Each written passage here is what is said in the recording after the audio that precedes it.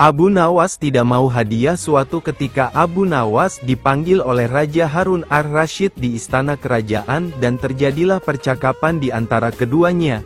Rupanya kali ini Abu Nawas sedang memperingatkan rajanya perihal harta dunia yang tidak akan dibawa mati ke kuburan, karena Abu Nawas mengetahui bahwa ia dipanggil karena ingin diikat sebagai saudara raja dengan tali ikatan hadiah.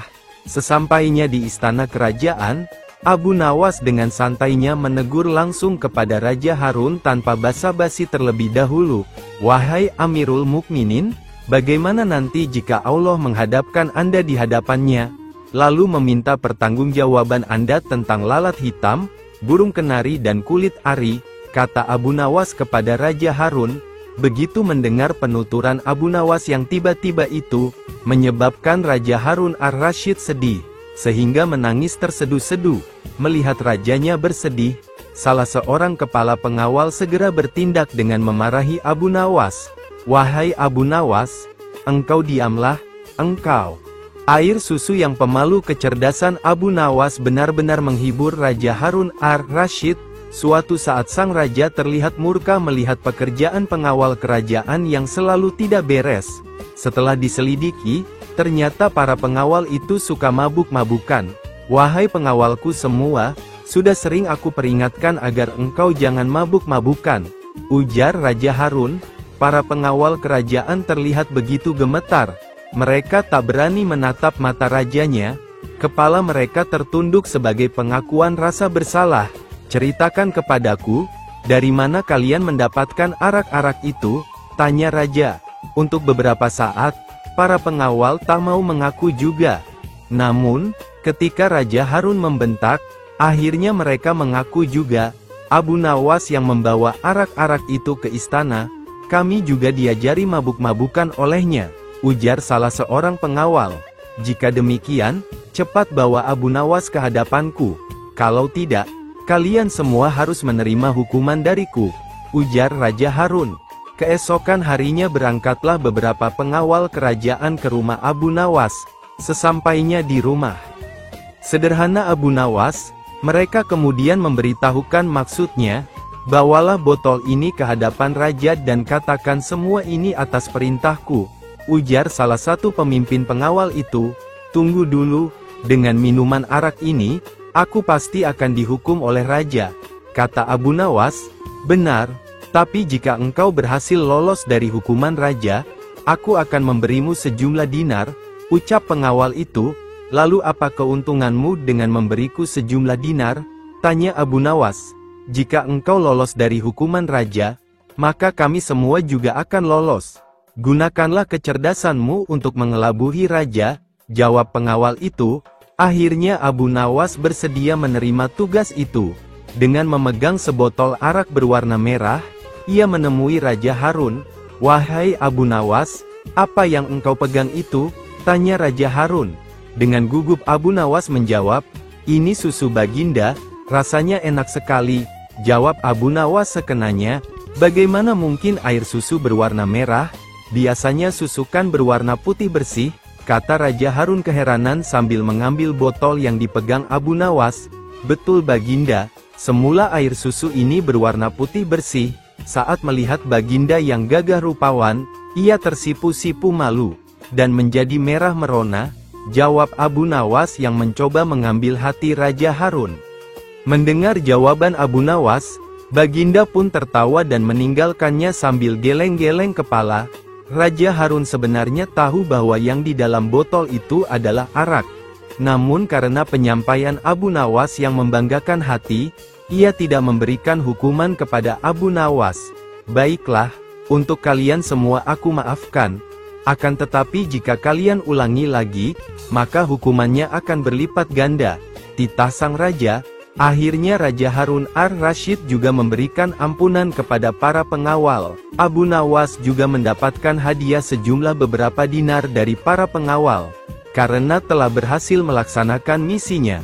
Nah, demikian sedikit hiburan cerita Abu Nawas.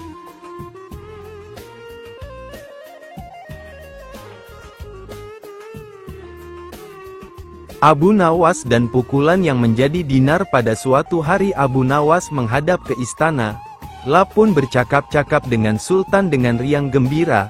Tiba-tiba terlintas dalam pikiran di benak Sultan, bukankah ibu si Abu Nawas ini sudah meninggal? Aku ingin mencoba kepandaiannya sekali lagi. Aku ingin menyuruh dia membawa ibunya ke istanaku ini. Kalau berhasil akan aku beri hadiah 100 dinar. Hai, Abu Nawas, titah Sultan, besok bawalah ibumu ke istanaku, nanti aku beri engkau hadiah 100 dinar. Abu Nawas kaget. Bukankah beliau sudah tahu kalau ibuku sudah meninggal? Tapi mengapa beliau memerintahkan itu, pikirnya. Namun dasar Abu Nawas, ia menyanggupi perintah itu. Baiklah, tuanku, esok pagi hamba akan bawa ibu hamba menghadap kemari, jawabnya mantap. Setelah itu ia pun mohon diri. Sesampai di rumah, setelah makan dan minum, ia pergi lagi. Dijelajahinya sudut-sudut negeri itu, menyusuri jalan, lorong dan kampung, untuk mencari seorang perempuan tua yang akan dijadikan sebagai ibu angkat. Rupanya tidak mudah menemukan sesosok perempuan tua.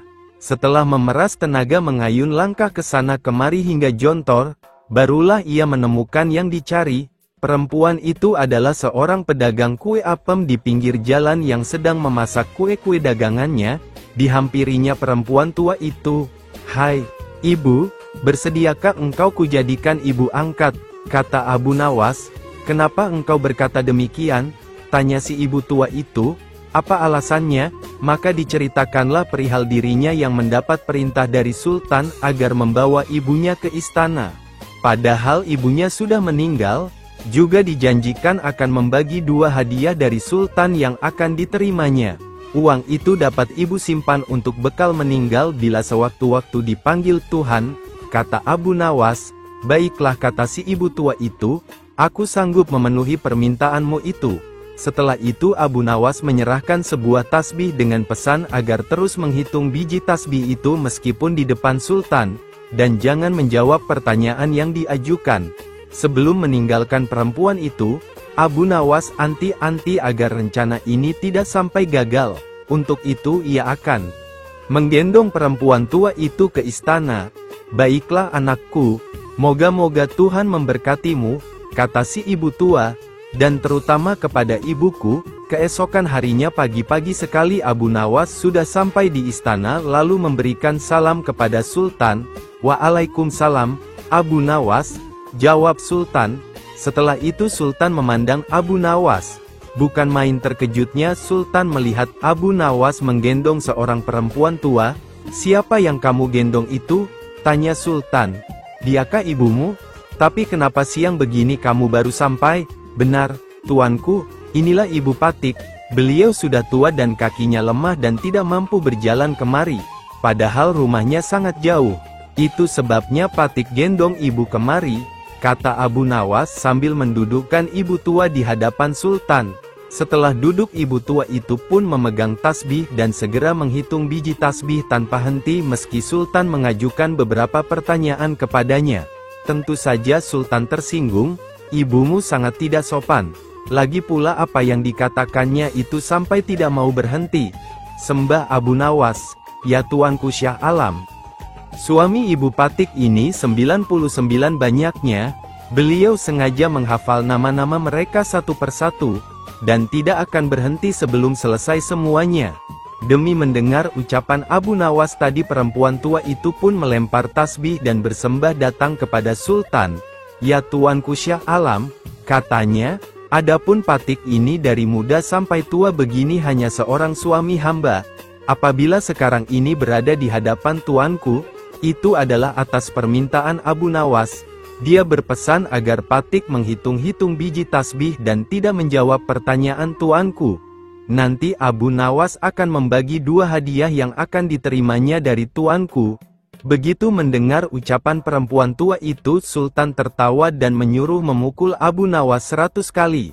Ketika perintah itu akan dilaksanakan, Abu Nawas minta izin untuk dipertemukan dengan Sultan.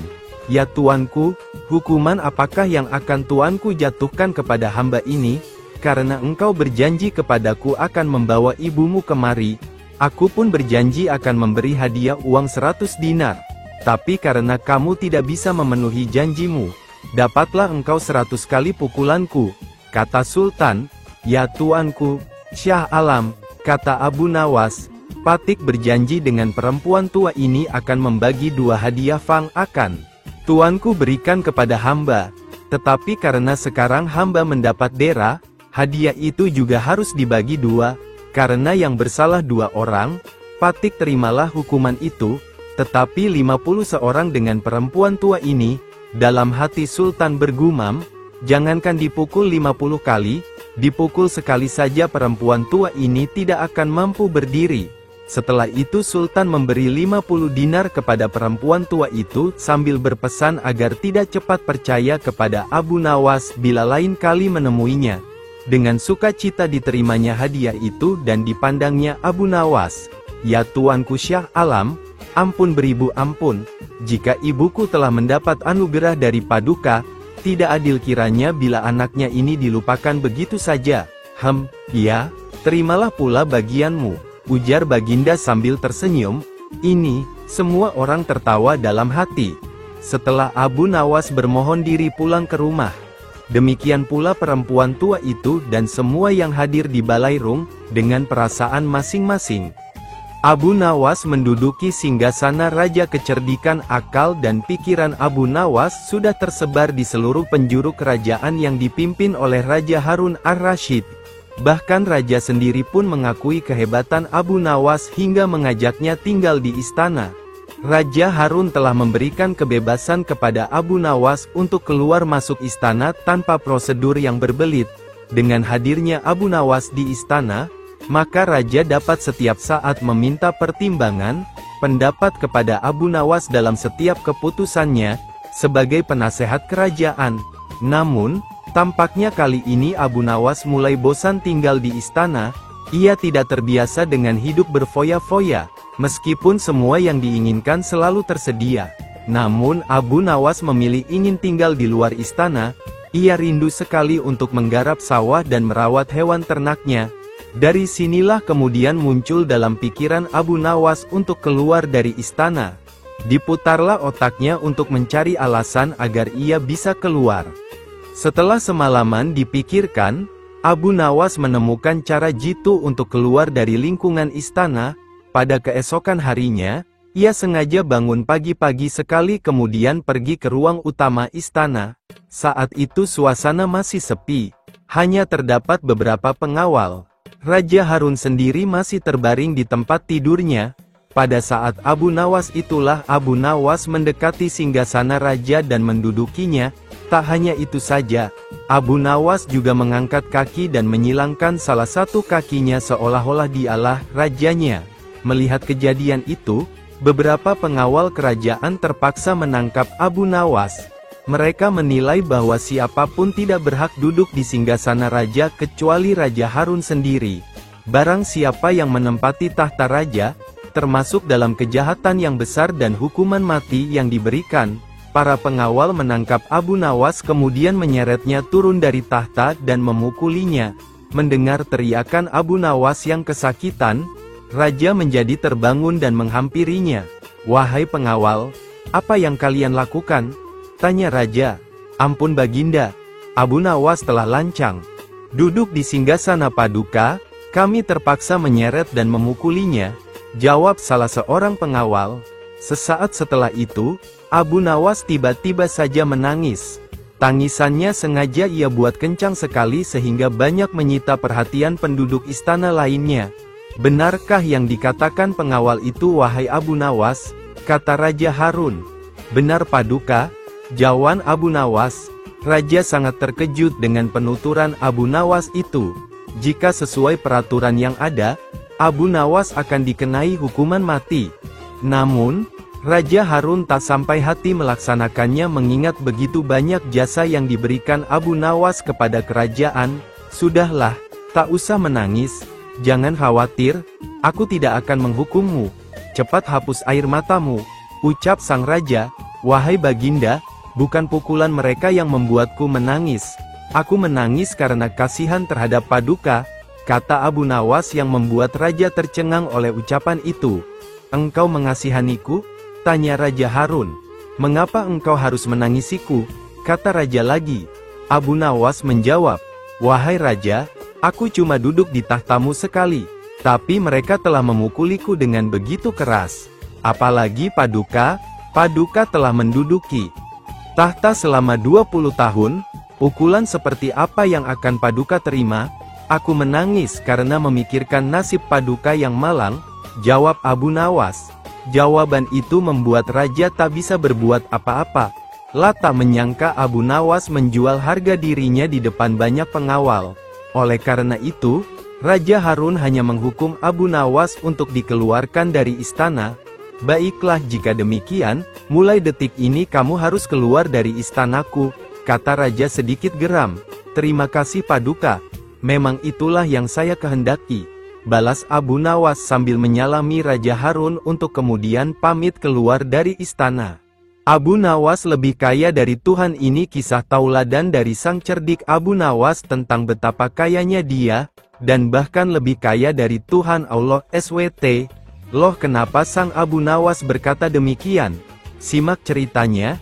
Pada suatu saat di negeri tempat tinggal Abu Nawas, diadakanlah pertemuan antar raja-raja dari negara tetangga. Sang Abu Nawas pun ikut pula dalam pertemuan itu karena dia adalah sebagai penasehat raja. Dalam pertemuan itu salah satu tema yang dibicarakan adalah mengenai kekayaan. Tak bisa dibayangkan raja-raja zaman dahulu memang kaya raya. Para raja saling bercerita mengenai kekayaan yang dimiliki termasuk istana dan yang akan dibangun setelah pertemuan itu usai. Ada raja yang memiliki kebun yang luas dengan hiasan permata, danau yang indah gemerlapan, kolam-kolam yang indah, gedung dan istana dan sebagainya. Semua orang yang mendengar penuturan raja-raja itu berdecak kagum kecuali Abu Nawas. Malah Abu Nawas berusaha mengingatkan dan menyadarkan mereka dari melimpahnya harta dunia yang fana ini. Sang Abu Nawas berkata kepada mereka, kalau harta aku melihat ke bawah tetapi kalau agama aku melihat ke atas. Apa maksudnya itu? Tanya beberapa raja. Kalau tentang harta maka lihatlah orang yang lebih miskin, niscaya engkau akan bersyukur. Karena dengan rasa syukur maka kalian akan memperoleh nikmat yang lebih banyak. Tapi kalau amal, maka lihatlah orang yang lebih bertakwa daripada kalian, niscaya kalian akan bertambah rajin untuk beribadah kepada Allah SWT. Jelas Abu Nawas. Mendengar penjelasan Abu Nawas tersebut, orang-orang mulai sadar akan apa yang telah mereka miliki dan mereka banggakan. Bahkan banyak dari mereka bahwa ucapan Abu Nawas itu adalah benar. Akan tetapi mereka tiba-tiba terkejut dengan pernyataan Abu Nawas. Aku itu lebih kaya dari Tuhan, ucap Abu Nawas spontan.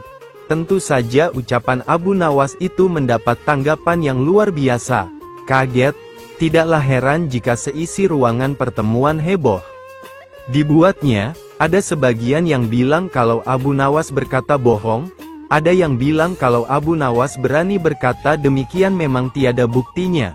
Sebagian lagi tidak percaya, sebagian lagi punya keyakinan bahwa Abu Nawas mempunyai maksud tertentu di balik kata-katanya, karena Abu Nawas bikin heboh pertemuan. Akhirnya Baginda Raja memerintahkan prajuritnya untuk menangkap Abu Nawas. Setelah ditangkap, Abu Nawas dihadapkan ke Baginda Raja. Benarkah kamu mengatakan bahwa kamu lebih kaya dari Tuhan? Tanya Raja. Benar Tuanku yang mulia, jawab Abu Nawas. Apa maksudmu kamu lebih kaya dari Tuhan? Tanya Raja Harun. Karena kenyataannya hamba memang demikian, jawab Abu Nawas dengan santainya. Sanggupkah kamu membuktikan perkataanmu? Tanya Raja. Sanggup Tuanku, jawab Abu Nawas. Apa sanksinya bila ternyata kamu tidak sanggup membuktikannya? Tanya Raja Harun. Hamba akan rela dihukum oleh Tuanku, jawab Abu Nawas. Nah sekarang buktikanlah, perintah Raja. Baginda yang mulia, bukankah Tuhan kita itu tidak mempunyai anak dan juga tidak diperanakkan? Sedangkan hamba ini mempunyai anak dan ibu karena hamba hanyalah makhluk, bukan sang Khalik, jawab Abu Nawas. Mendengar penuturan Abu Nawas tersebut, Raja Harun al-Rasyid merasa puas. Bahkan sang raja malah memerintah kepada Abu Nawas agar menyebarluaskan opini tersebut kepada seluruh penduduk. Lolos lagi si Abu Nawas dari hukuman raja. Mari kawan kita petik dan ambil hikmahnya dari nasihat sang Imam Abu Nawas ini. Abu Nawas lolos dari hukuman pancung karena dianggap hampir membunuh baginda raja. Maka Abu Nawas mendapat celaka dengan kekuasaan yang absolut. Baginda memerintahkan prajurit-prajuritnya untuk langsung menangkap dan menyeret Abu Nawas untuk dijebloskan ke dalam penjara. Berikut ini kisah Abu Nawas yang lolos dari hukuman pancung. Waktu itu Abu Nawas sedang bekerja di ladang karena musim kentang akan tiba. Namun tanpa alasan yang jelas prajurit kerajaan langsung menyeret Abu Nawas sesuai dengan titah paduka raja. Abu Nawas tiada mampu berkutik dan kini ia mendekam di dalam penjara. Beberapa hari lagi kentang-kentang itu harus ditanam. Sedangkan istrinya tidak cukup kuat untuk mencangkul. Tidak ada yang bisa dilakukan di dalam penjara kecuali mencari jalan keluar. Sudah 2 hari ia meringkuk di dalam penjara, wajahnya terlihat murung. Karena khawatir dengan keadaan istrinya, maka pada hari ketiga Abu Nawas memanggil seorang pengawal. "Bisakah aku minta tolong kepadamu?" kata Abu Nawas. "Apa itu?" kata pengawal. Abu Nawas pun meminta pensil dan selembar kertas untuk menulis surat kepada istrinya. "Aku harus menyampaikan sebuah rahasia penting, yang hanya boleh diketahui oleh istriku saja," katanya. Pengawal itu berpikir sejenak, lalu pergi meninggalkan Abu Nawas. Ternyata pengawal itu menghadap raja untuk melapor. Mendengar laporan dari pengawal, Baginda Raja bergumam, "Mungkin kali ini aku bisa mengalahkan Abu Nawas." Gumannya, surat rahasia Abu Nawas. Abu Nawas menulis surat yang berbunyi, "Wahai istriku, jangan engkau sekali-kali menggali ladang kita, karena aku menyembunyikan harta karun dan senjata di situ. Dan tolonglah jangan bercerita kepada siapapun." Tentu saja surat itu dibaca oleh Baginda Raja, karena beliau ingin tahu apa sebenarnya rahasia Abu Nawas. Setelah membaca surat itu, Baginda Raja merasa puas dan memerintahkan beberapa pekerja istana untuk menggali ladang Abu Nawas. Istri Abu Nawas yang berada di rumah menjadi heran. 5 hari kemudian Abu Nawas menerima surat dari istrinya. Dalam surat tersebut istrinya mengatakan bahwa ladang mereka telah digali oleh pekerja istana dan istrinya bingung harus melakukan apa. Rupanya istri Abu Nawas belum mengerti muslihat suaminya. "Sekarang engkau bisa menanam kentang di ladang tanpa harus menggali." "Wahai istriku, kali ini Baginda tidak bersedia membaca surat Abu Nawas lagi karena Baginda Raja makin mengakui keluarbiasaan akal Abu Nawas." Baginda semakin merasa tertantang untuk mengalahkan Abu Nawas. La pun berpikir sejenak, kemudian beliau segera memerintahkan penjaga penjara untuk membebaskan Abu Nawas. Baginda Raja tidak ingin ada resiko yang lebih buruk. Abu Nawas memang girang bukan kepalang. Tetapi ia juga merasa gundah gulana karena Abu Nawas yakin bahwa saat ini Baginda telah merencanakan sesuatu dan Abu Nawas pun segera mencari akal untuk mengantisipasi rencana Baginda. Ahli ramal pada hari itu juga Abu Nawas mengumumkan dirinya sebagai ahli nujum, atau tukang ramal nasib. Sejak membuka praktik meramal, Abu Nawas sering mendapat panggilan dari orang-orang terkenal. Mendengar Abu Nawas mendadak menjadi ahli ramal, maka Baginda tanpa pikir panjang memerintahkan prajurit untuk menangkapnya. Karena dianggap membahayakan, Abu Nawas lalu digiring menuju tempat kematian. Tukang penggal kepala pun sudah menunggu dengan pedang yang baru diasah. Ketika Algojo sudah siap mengayunkan pedang, tiba-tiba Abu Nawas tertawa, sehingga membuat Baginda menangguhkan pemancungan. "Hai Abu Nawas, apakah engkau tidak merasa ngeri menghadapi pedang Algojo?" tanya raja. "Ngeri tuanku yang mulia. Tetapi hamba juga merasa gembira," jawab Abu Nawas. "Mengapa engkau merasa gembira?" tanya Baginda kaget. "Betul Baginda yang mulia. Karena tepat 3 hari setelah kematian hamba maka Baginda akan mangkat menyusul hamba ke liang lahat. Karena hamba tidak bersalah sedikit pun," jawab Abu Nawas. Baginda Raja bergetar mendengar kata Abu Nawas dan tentu saja hukuman pancung dibatalkan. Itulah kisah Abu Nawas yang setiap ucapannya mengandung hikmah doa hingga sang raja ngeri juga mendengar penuturannya. Abu Nawas mengelabui raja namanya saja Abu Nawas. Selalu punya 1000 cara untuk meloloskan diri dari hukuman. Kali ini adalah Raja Harun ar-Rasyid yang termakan tipuannya.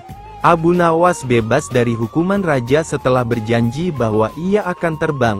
Berikut kisahnya. Karena dianggap terlalu mengkritik kepemimpinan Raja Harun, maka Abu Nawas ditangkap karena ia dituduh telah melakukan sesuatu yang membahayakan kerajaan, sehingga harus dihukum. Namun demikian, Abu Nawas selalu punya alasan untuk meloloskan diri dari hukuman itu. La mengaku kepada pengawal kerajaan bahwa ia memiliki ilmu tinggi dan ia akan terbang. Kabar Abu Nawas akan terbang akhirnya terdengar oleh Raja Harun. Mana mungkin Abu Nawas akan terbang?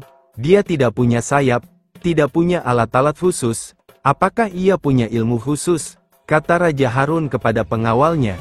Kami tidak tahu Paduka.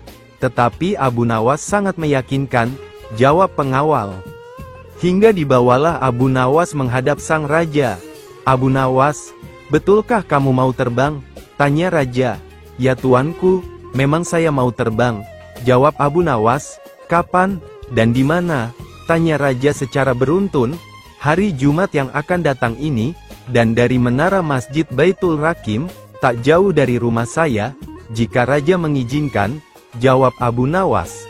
Akhirnya sang raja mengizinkan dan bahkan ia berjanji akan membebaskan Abu Nawas jika bisa terbang. Akan tetapi jika Abu Nawas tak bisa membuktikan, maka hukumannya akan ditambah 100 lecutan rotan, daun kuping dipotong dan hukuman gantung. Pada hari yang sudah dinantikan, Jumat sesudah sembahyang Jumat, lapangan sekitar Masjid Baitul Rahman sudah penuh orang.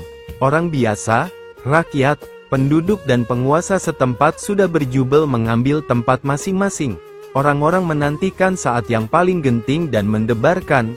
Abu Nawas dengan langkah yang sangat gagah dan tak ragu, menaiki tangga menara tertinggi dan orang-orang melihat dengan mata yang tak berkedip, terpaku, dan menyatu mengikuti langkah tubuh Abu Nawas. Ketika Abu Nawas sampai pada puncak tertinggi, dia melihat lurus dan terkadang ke bawah yang penuh orang. Badan dan kedua belah tangannya merentang lurus seakan-akan benar mau terbang.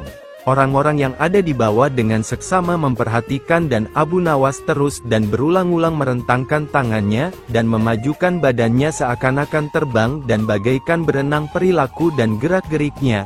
Sementara orang-orang yang ada di bawah menunggu dengan jantung berdegup dengan kencang.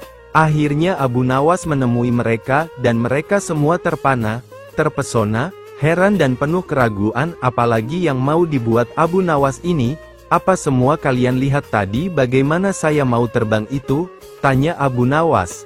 Ya, kami melihat, kamu menggerakkan kedua belah tanganmu dan badanmu bergerak ke depan, tampaknya memang bergaya mau terbang, kata orang banyak. Lalu apakah saya berbohong bahwa saya mau terbang pada hari Jumat ini dan di menara tertinggi Masjid Baitul Rakim ini? Tanya Abu Nawas. Ya tidak bohong, kamu betul mau terbang hari ini dan di sini. Tapi kenapa lalu kamu tidak terbang? Kata mereka. Yang saya katakan bahwa saya mau terbang. Lalu saya coba. Lalu ternyata yang seperti kalian lihat tadi itu, kata Abu Nawas. Tapi ternyata kamu tidak bisa terbang. Kata mereka. Itu soal lain. Saya tidak mengatakan bahwa saya mau terbang pada hari Jumat ini dan di sini. Itu yang saya katakan dan kalian semua tahu hal itu. Saya katakan bahwa saya mau terbang. Hanya itu bukannya terbang, kata Abu Nawas. Orang-orang saling melihat dan mulut mereka bergumam. Tarikan nafas panjang karena Abu Nawas terlepas dari jeratan hukum. Orang-orang juga sama membenarkan bahwa Abu Nawas memang tidak berbohong. Dia melakukan semua yang dia pernah katakan, tidak berbohong dan menepati janji. Suatu hari Baginda ingin mengadakan pesta di istananya. Ia berencana mengundang semua pembesar-pembesar negeri dan juga pembesar-pembesar negeri tetangga. Tetapi, pesta yang akan diadakan kali ini sangatlah berbeda. karena Baginda Raja menyelipkan sebuah rencana untuk mengerjai Abu Nawas dan kali ini Baginda sangat yakin jika Abu Nawas akan masuk ke dalam perangkap. Tibalah pada hari yang sudah ditentukan untuk menggelar pesta. Seluruh undangan, termasuk Abu Nawas yang turut diundang berhadir di istana. Ketika semua tamu undangan yang hadir sudah berkumpul, Baginda memerintahkan pelayan istana untuk membasuh tangan dan kaki para undangan dengan air mawarnan harum. Satu persatu tamu undangan yang hadir telah selesai dibasuh.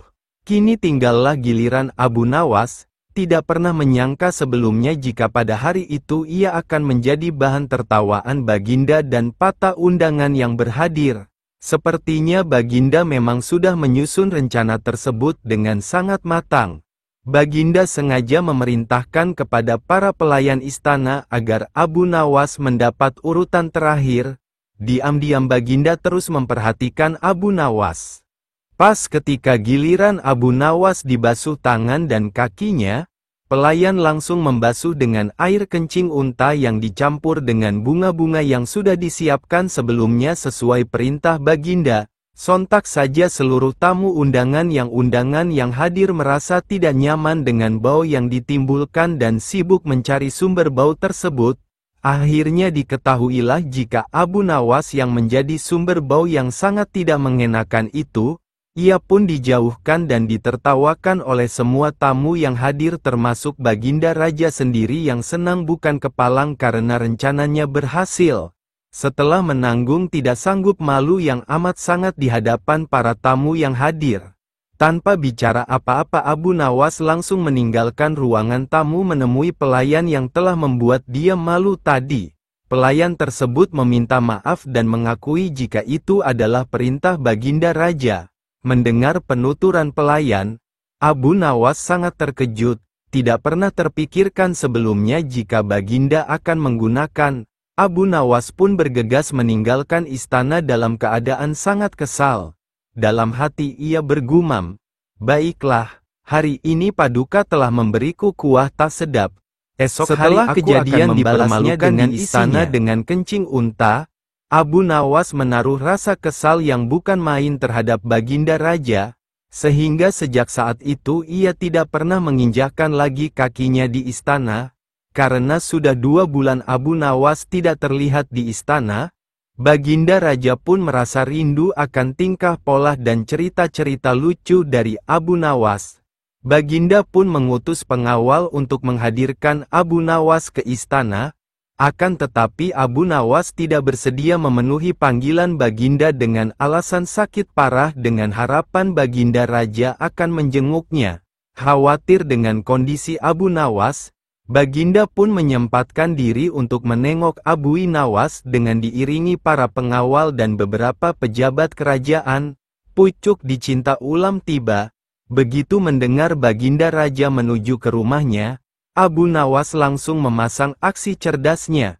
Ia langsung meminta istrinya menyiapkan obat ajaib dengas berbentuk bulatan kecil-kecil.